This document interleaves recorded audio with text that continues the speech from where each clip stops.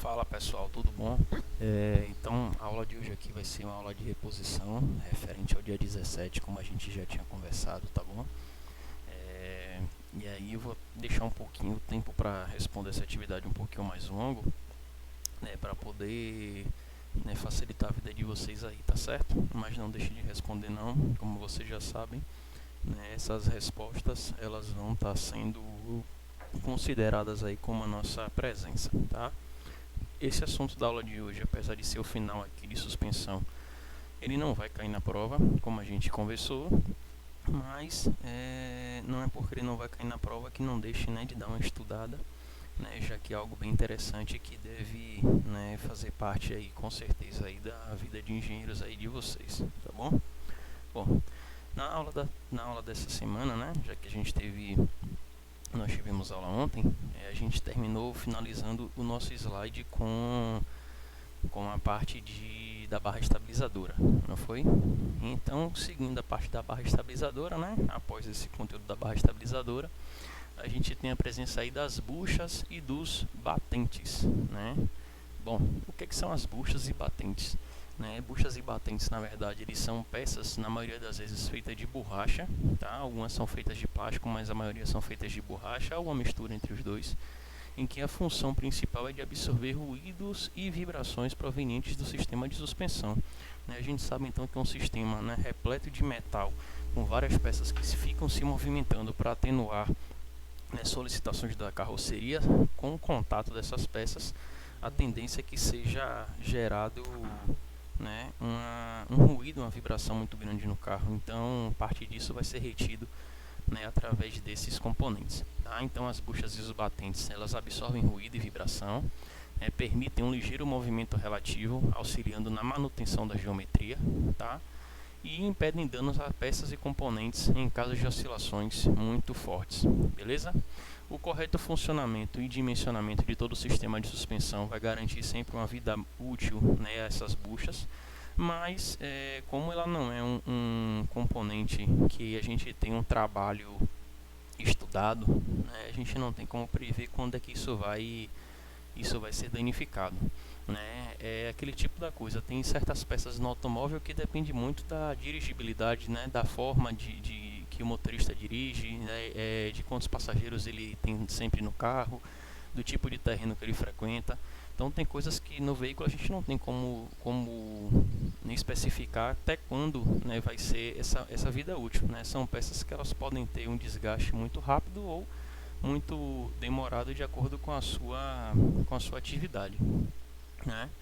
Mas de qualquer forma a bucha ela é feita para trabalhar na suspensão de modo que ela venha estar sempre no que seria um caminho moderado, né, digamos assim, né? Ela tem que acompanhar a vida útil do amortecedor, tá? Então, se o veículo já está necessitando substituir o seu amortecedor, é sinal de que as buchas também deverão já estar, né, com a sua vida útil gasta. A bandeja é a peça que ela é uma peça prensada, né, faz parte do sistema de suspensão e ela tem a função de ligar a roda ao chassi do veículo, né? Então na ponta da bandeja, né, na ponta da bandeja é preso na manga de eixo e essas duas extremidades aqui elas são presas ao chassi. Permite o movimento vertical da suspensão, suporta forças laterais, né, limita e controla movimentos longitudinais, né, e permite atuação independente da suspensão. Então elas são bastante utilizadas em suspensões independentes do tipo McPherson. Ainda na aula de hoje vamos falar sobre isso. Pronto, na verdade vamos falar agora. Existem basicamente três tipos de suspensão. Eu não estou falando dos modelos, tá? Tem modelo McPherson, modelo duplo A, né? Enfim, modelo eixo rígido, modelo eixo de torção. Tem diversos modelos de suspensão, mas a classificação quanto aos tipos elas são três: a suspensão dependente, a semidependente e a independente, né? Vamos para a mais fácil. A suspensão dependente é mais fácil da gente entender. Ela basicamente, né, não existe apenas esse modelo aqui de eixo rígido, mas esse é o mais conhecido. Basicamente é um eixo rígido ligado de um ponto a outro, né? Aqui continua tendo o amortecedor e a mola, mas basicamente é um eixo rígido. E quando uma das rodas ela cai num buraco, toda a solicitação que essa roda sofreu ela é transmitida para a roda de cá, né? Então percebam que no momento que caiu no buraco, né, essa roda tendeu a mudar aqui a sua trajetória, e além de mudar a sua trajetória, né, mudou o ponto de contato em relação ao solo. Isso também aconteceu com esta roda de cá. Percebam que as duas estão mais curvadas, elas não estão no plano necessariamente dito. Essa é a característica de uma suspensão dependente, né? Então qualquer movimento, né, qualquer solicitação de um lado da roda, todo o outro lado, apesar de não ter sofrido a mesma solicitação, né, vai sentir a mesma força. A suspensão semidependente, como o próprio nome já está dizendo, é a suspensão que ela consegue reter parte desta solicitação, né? É a maioria das suspensões traseiras de veículos leves. Então esse eixo daqui traseiro, ele já não é mais um eixo rígido, ele é um eixo, né, flexível, em que por ele ser vazado num formato num perfil de U ou um perfil em V, né, ele consegue se torcer, né, o eixo mesmo, né, essa barra aqui, ela se torce e ela consegue absorver parte da vibração e da solicitação. Então, se essa roda estivesse caindo no buraco, a de cá receberia apenas parte desta solicitação. E por último temos a suspensão independente, né? Ela é caracterizada por ela não ter uma ligação de um lado com o outro. Então, se uma roda dessa cair no buraco, apenas ela vai sentir as solicitações do solavanco. A de cá nada vai acontecer, tá? É a grande maioria dos sistemas dianteiros dos veículos comerciais leves, tá bom? Então, os veículos comerciais leves, eles basicamente são suspensões independentes na dianteira e suspensões semidependentes na traseira, tá? Aqui um tipo de suspensão independente, que é a suspensão McPherson, né? Essa aqui é uma suspensão traseira semidependente do Fiesta, apesar de na figura não ficar muito claro, mas esse eixo daqui é um eixo que ele consegue se torcer, ele tem um perfil, ele é um eixo vazado, tá? Ele não é um eixo maciço inteiriço. Aqui sim nós temos um eixo inteiriço, né? Aqui possivelmente de alguma picape, não sei te informar qual, tá? Mas uma suspensão caracterizada como dependente, aí tá certo. Outro tipo de suspensão dependente, né? Essa duplo triângulo aí seria uma suspensão independente, tá? Esse duplo triângulo da Maserati também independente. A barra de torção é um tipo de suspensão dependente, tá? E as suspensões ativas, né? Que a gente já viu que suspensões ativas elas podem ser de dois tipos: aquelas que são controladas eletronicamente no amortecedor, ou aquelas que são controladas, né, no amortecedor e nas molas, né, de forma, né, pneumática nas molas e eletrônica nos amortecedores. Então podem ter essas duas variações. Vou colocar uma série de vídeos aqui para vocês, né, e aí a gente já volta a se falar. É uma análise aí dos carros que a gente tem lá na oficina. E aí pessoal, hoje a nossa aula de suspensão vai ser aqui no Onix Plus, tá certo? Com a ajuda de nosso colega Francisco. E aí Francisco, dá um salve pra galera aí. É isso aí. Então aqui vamos posicionar o carro no elevador, tá certo? O objetivo da nossa aula de hoje vai ser conhecer qual tipo de suspensão desse veículo, tá certo? Lembrando a vocês, né? A gente já viu isso na nossa aula teórica. A gente tem 3 tipos de suspensão. A suspensão dependente, a suspensão semidependente e a suspensão independente, tá certo? Então vamos posicionar esse carro aí no elevador e vamos verificar aí, depois de posicionado o carro no elevador, qual é o tipo de suspensão, né? Nosso colega aqui, Chico, aqui, vai ajudar a gente a colocar o carro aqui na vaga, e a gente vai então, né, posicionar aqui os nossos braços e as nossas sapatas aqui do elevador, né, pra gente suspender essa Ferrari aqui. Daqui a pouco eu já retorno. Bom pessoal, voltamos aqui. Chico aqui já terminando de colocar aqui o veículo aqui na posição, né? E aí, Chico, é importante aqui as sapatas estarem na posição para o carro não cair, não é verdade? É isso aí. Então vai lá, pode suspender aí.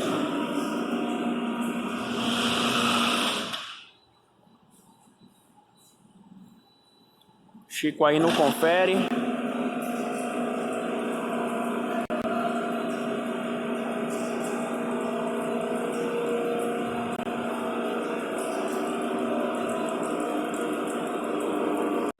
É isso aí, pessoal. O carro suspenso, então aqui, ó, as sapatas devidamente posicionadas, Vamos começar avaliando aqui a nossa suspensão traseira, tá certo? Nossa suspensão traseira, a gente observa, ó, em que a gente tem aqui, ó, um eixo traseiro, que esse eixo traseiro ele é ligado de uma ponta do veículo até a outra, né? E esse eixo traseiro ele tem uma característica, observem que ele é oco, né? Vocês estão conseguindo visualizar aqui. Então esse fato de ele ser oco, né, faz com que ele tenha uma certa característica. Essa característica é uma possibilidade de torção, né? Então esse eixo traseiro, quando ele é vazado, né, ou oco ou vazado, né, mas na verdade quando ele tem esse perfil em U ou em V, nesse caso desse veículo a gente tem um perfil em U, faz com que essa suspensão seja caracterizada por ser uma suspensão semidependente. Por que semidependente, Pedro? Porque quando essa roda ela cai num buraco, né, parte do movimento não consegue ser lançado, levado para outra roda, porque o eixo ele tende a se torcer para compensar esse movimento. Ou seja, vamos supor que esse veículo ele esteja trafegando numa via em que apenas a roda traseira direita ela cai num buraco. No momento então que essa roda traseira direita cai no buraco, o nosso ocupante que está aqui em cima ele vai sentir o solavanco, porém parte desse solavanco é que vai ser passado para o nosso outro ocupante que estará aqui, né, na nossa roda esquerda. Né? A outra parte do movimento que não foi passada, na verdade, ela vai ser absorvida pelo nosso eixo. Então, esse eixo ele tende a se torcer, né, fazendo com que o nosso veículo tenha um pouco mais de conforto. Esse tipo de suspensão ele é muito comum nesses veículos que são veículos de passeios leves, tá certo? Porque eles apresentam duas características principais, né? A primeira característica delas é que você consegue colocar uma certa quantidade de peso, que seria um peso, né, uma carga suficiente para veículos desse porte, né, considerando então 3 passageiros de 75 quilos, né, no fundo do carro, mais a mala completamente cheia. E além disso, é um tipo de suspensão que consegue também garantir algum conforto, com custo, né, relacionado a esse tipo de conforto baixo. Né? É uma suspensão que basicamente nós temos aqui, ó, né, a nossa mola separado no nosso conjunto amortecedor e o nosso eixo aqui, ó, ele vai preso no carro por 2 pontos. O primeiro ponto é esse coxim, né, ou esse mancal aqui do nosso eixo. E o segundo ponto, então, de fixação é o nosso próprio amortecedor. Então, a parte de baixo do amortecedor é presa no nosso eixo traseiro e a parte de cima do amortecedor, como vocês podem ver, ó, ela vai ser presa, né, no nosso assoalho do veículo. Em alguns veículos ele é preso aqui por fora, como é o caso desse Onix. Em outros veículos é necessário que a gente abra, né, o porta-malas, como é o caso da Duster, para conseguir ter esse acesso. E aí, pessoal, beleza? A suspensão aqui, então, dianteira, é a aula de hoje aqui do nosso Onix Plus, tá certo? Nossa suspensão dianteira, ela recebe a classificação de suspensão independente. Observem que se essa roda ela cair no buraco, né, a gente tem a bandeja, né? E a bandeja ela tem algumas articulações aqui para o nosso subframe que impede que a oscilação ele chegue até o outro lado. Então é um tipo de suspensão que ele visa, né, muito a questão do conforto, de você impedir que oscilações do lado de lá sejam transmitidas para o lado de cá e vice-versa, tá certo? Essa suspensão aqui ela é de um modelo considerado como McPherson, né? O modelo de McPherson basicamente é quando você tem a torre da suspensão. Então observe que a mola e o amortecedor eles fazem parte da mesma estrutura. Então a gente tem um ponto de fixação dessa torre do amortecedor que vai presa na manga de eixo, e lá em cima, né, vocês conseguem ver os elos da mola, lá em cima o nosso sistemazinho ele vai preso lá no nosso assoalho, tá certo? A gente ainda tem a presença aqui, ó, esse cara que tá passando aqui, né, da nossa bieleta, e aí toda a bieleta ela vai presa na nossa barra estabilizadora, que em breve nós iremos comentar aqui para vocês, né? Então vamos fazer a nossa desmontagem aqui da nossa torre do amortecedor para a gente conhecer um pouquinho mais sobre esse sistema. Bom, pessoal, voltando para a nossa aula aqui de eixos traseiros, vamos observar aqui mais um eixo traseiro, mais uma suspensão traseira aqui, né? Agora do nosso Renault Kwid, tá certo? Vamos vir aqui embaixo, a gente observa, ó, que é um sistema exatamente, né, igual ao nosso sistema utilizado lá no Onix Plus, tá certo? Então nós também temos, né, um eixo traseiro, que esse eixo traseiro ele é vazado no perfil em U, né? Lembrando a vocês que isso faz com que a gente consiga ter uma certa torção. Então a suspensão é caracterizada como uma suspensão semidependente. A gente também tem o nosso ponto aqui de contato aqui do nosso amortecedor, né, com o nosso sistemazinho. Observem aqui também um pouquinho à frente, né, a nossa rótula, né, o nosso coxinho, o nosso mancal que sustenta, né, o outro lado aqui desse nosso eixo, né, e no nosso sistemazinho aqui com a nossa mola helicoidal, tá certo? Né, a única diferença que a gente consegue apontar aqui para o Onix Plus é que esse eixo, na verdade, ele tem um perfil mais em V do que um perfil em U, tá bom? Então, é esse a diferença aí que nós temos. E agora nós temos a Trolley, né, galera? A Trolley aqui é um veículo que ele tem um nicho de mercado diferente, né? É um veículo off-road, tá? Um veículo que consegue, né, acomodar aí 5 pessoas, né? E a característica de um veículo desse tipo é um veículo que ele seja alto e que ele tenha uma suspensão muito mais rígida. Ou seja, o objetivo desse carro ele não é trazer conforto para as pessoas. O objetivo desse carro ele é único e exclusivamente conseguir ultrapassar por terrenos irregulares. Então, a suspensão utilizada nesse veículo ela poderia até ser do tipo semidependente, como a gente viu o Renault Kwid, como a gente viu, né, o Onix Plus, como a gente viu aqui na nossa Duster. Poderia, mas nesse caso ela não é. Esse tipo de veículo, então, ele precisa de uma suspensão que você, né, apesar de não carregar tanta carga no carro, mas ela seja mais robusta. E aí, observando aqui, ó, embaixo do veículo, a gente não tem mais, né, o eixo traseiro vazado. A gente tem um tipo de eixo traseiro chamado de eixo rígido, né? É a presença marcante aqui do nosso diferencial traseiro, fazendo com que esse veículo também seja 4x4.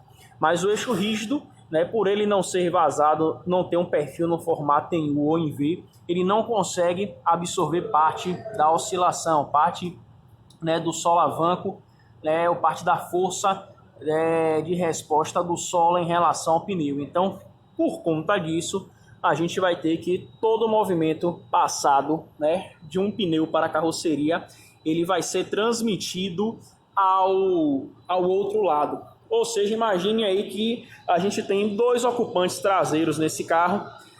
O nosso lado traseiro direito aqui, ó, ele cai num buraco, e no momento que esse cara cai num buraco, todo o movimento também é passado para o nosso cara que está sentado aqui no lado esquerdo. Esse cara nem caiu no buraco, ele nem sabia que teve buraco na pista, mas ele vai sentir todo esse esforço por conta da característica desse tipo de suspensão, tá certo? Então observem que quando a gente precisa de uma suspensão mais robusta, que consiga passar por mais obstáculos, né, que consiga vencer certos desníveis na pista, muitas vezes a gente tem que abdicar de um certo conforto, né? E aí, nesse caso da Trolley, foi uma mistura de abdicar do conforto e você ter a necessidade de um eixo traseiro, em que nesse eixo traseiro você tivesse um conjunto diferencial para você ter uma 4x4. E aí isso contribuiu para que a suspensão também, né, não fosse do tipo semidependente, fosse do tipo dependente, tá certo? Se a gente for observar aqui, é um tipo de suspensão que se assemelha, né, no que diz respeito à posição da nossa mola e do nosso amortecedor, né? Então, o nosso conjunto amortecedor, parte do eixo, né, é ligada aqui ao amortecedor e a outra parte é presa lá em cima. A diferença é que a gente não tem ele preso, né, por dentro aqui, ó, da mala do carro, né? Então, ele vai preso aqui ainda no chassi, tá certo? E aí, do lado de cá, nós temos a mola, né? Observe aí, né, o diâmetro dessa mola é um diâmetro muito maior, não necessariamente o número de espiras é tão grande, mas o diâmetro ele em si aumenta. E aí a gente já viu aí nas nossas aulas que pela equação da mola, né, ou o número de espiras ou o diâmetro da mola, né, eles vão influenciar aí na rigidez da nossa mola, tá certo? Beleza, galera? Então é isso daí, vamos seguindo. Bom, galera, e agora, para a gente finalizar, né, suspensão, Vamos falar um pouquinho sobre os amortecedores eletrônicos. Na aula de umas 2 semanas atrás, vocês já devem ter visto, né, que eles possuem uma válvula interna, né? Essa válvula interna pode ser a válvula do próprio pistão, né, ser uma válvula eletrônica, ou na estrutura do amortecedor a gente pode ter também um atuador eletrônico que vai dosar a quantidade de fluido, né? Então, o amortecedor eletrônico ele possui válvulas controladas eletronicamente de forma a variar a carga do amortecedor. E como é que essa carga vai ser variada, né? A carga, quando ele fala, é o coeficiente de amortecimento, ou seja, a quantidade de fluido presente dentro do amortecedor, né? Ela vai ser variada você colocando ou removendo esse fluido.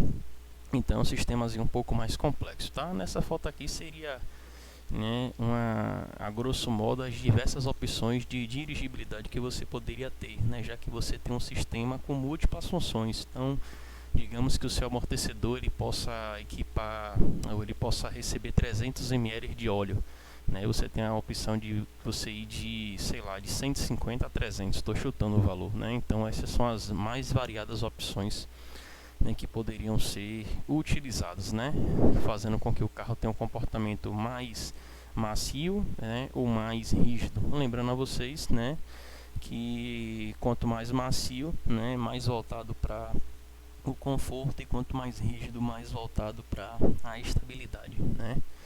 O conjunto de suspensão de um veículo é o responsável direto pelo conforto e estabilidade, isso já ficou claro, né? Suspensões mais macias proporcionam maior conforto, né, e menor segurança, enquanto suspensões mais duras, né, possuem mais estabilidade. Lembrando que essa questão de segurança, né, são aqueles itens que a gente avaliou que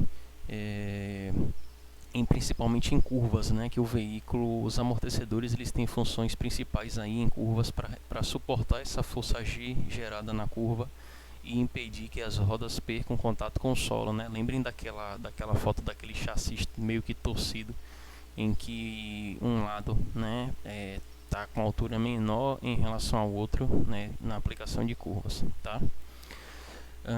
A suspensão eletrônica ela pode ser definida como um sistema controlado por computador, né, e é capaz de alterar suas características de acordo com a necessidade. Em outras palavras, é um sistema inteligente que ajusta as condições de condução e desempenho do perfil a partir do perfil do solo, né, ou do perfil do solo ou do perfil do piloto, né?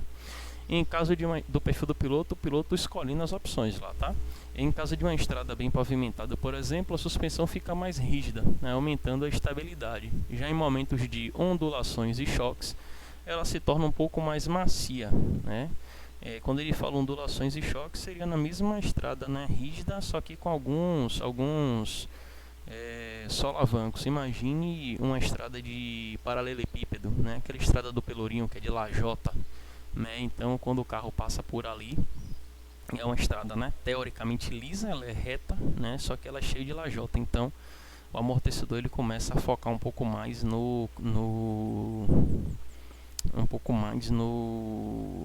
esqueci até o nome, pessoal, agora, no conforto. O funcionamento da suspensão eletrônica pode ter duas vertentes. Elas podem ser suspensão eletrônica adaptável ou suspensão ativa, tá? A suspensão eletrônica adaptável, ela consegue fazer ajuste do amortecedor de acordo com o choque, né? Um solenoide e uma válvula são instalados no suporte do amortecedor, e esse solenoide é conectado a um computador que faz a leitura das condições da estrada de acordo com os choques. Então é como se criasse uma contraforça à ação do amortecedor, tá? Ainda sobre suspensão eletrônica adaptável, com essa leitura, as solenoides ativam as válvulas para abrir ou fechar, inserindo mais ou menos fluido hidráulico no sistema, tá? Outra variação de suspensão eletrônica adaptável é feita com amortecedores de magneto, né, ou com fluidos que contenham metal. É uma suspensão chamada de suspensão do tipo Bose, né, que é um projeto, né, antigo, mas que não chegou aí para frente em emplacar uma versão de carro de mercado que várias pessoas poderão adquirir. Então, assim, o eletroímã faz o controle do metal, ajustando a rigidez dos amortecedores, né? A suspensão agora eletrônica ativa, ela altera a altura do veículo usando hidráulica ou eletroímãs, tá? Sensores monitoram o movimento do automóvel e quando há necessidade de ajuste, uma bomba hidráulica ela é acionada para pressurizar o fluido, né? Parecido com o anterior. Dessa forma, se alteram-se as rigidez do amortecedor, né? O sistema com eletroímãs funciona bem similar, mas em vez de uma bomba hidráulica, são usados motores de natureza eletromagnética. E aqui uma suspensão que está para ser utilizada em veículos elétricos, né?